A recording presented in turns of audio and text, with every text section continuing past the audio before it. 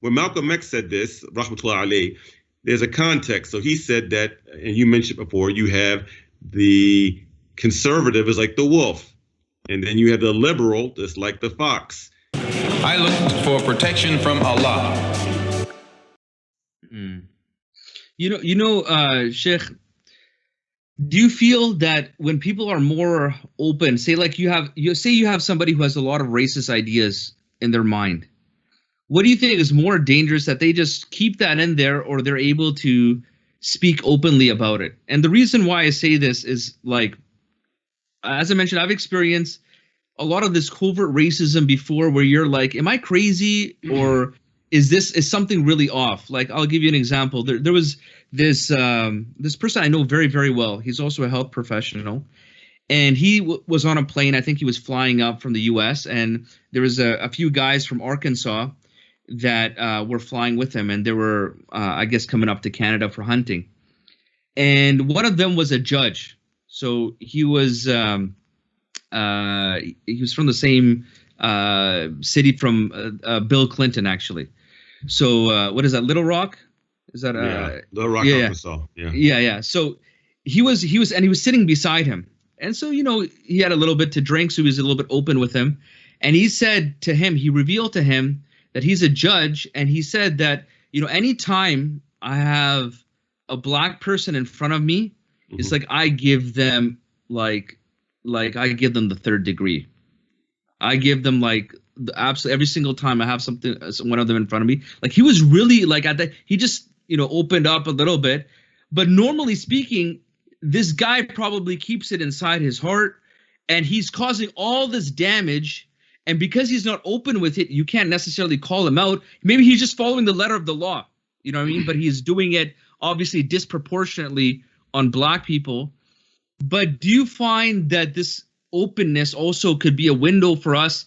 Because otherwise, they may be your neighbor, they may be your coworker, but it's so hidden you can't confront it. People become really good at just hiding what they truly feel, and then you can't talk about it in the open. You know what I mean?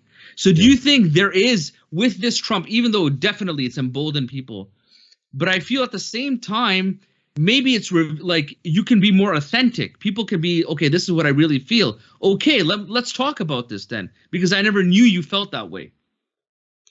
I think that the overt bigot is better than the polite one, only on the condition that the people or the community actually have the will and their courage to actually stand up for themselves and to defend themselves, right? Yes. That's the caveat. So like when Malcolm X said this, rahmatullah alayhi, there's a context. So he said that, and you mentioned before, you have the conservative is like the wolf, and then you have the liberal that's like the fox, and the wolf howls, right? So if you have a chicken coop, it's easier to protect your chicken coop from the wolf than from the fox, because the fox is sly and they'll sneak in while your back is turned to eat your chickens and you won't hear them, right?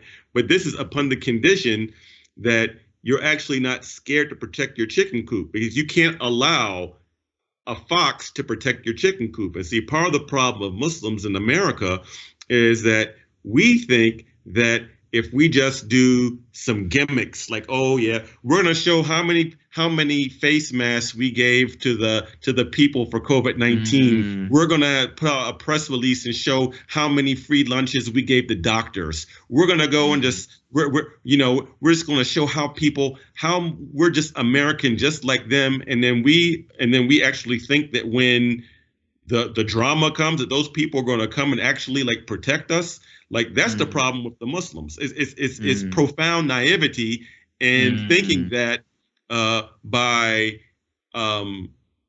going to PR gimmicks and stunts, that's going to protect us. Now, if we're going to do good, we should do this with ikhlas, for the sake of Allah Azza wa Jal, but not doing it trying to people please, right? Or thinking that so-called white liberals are going to come to our defense if these conservatives or these far right people come with guns and come into our neighborhoods to kill us.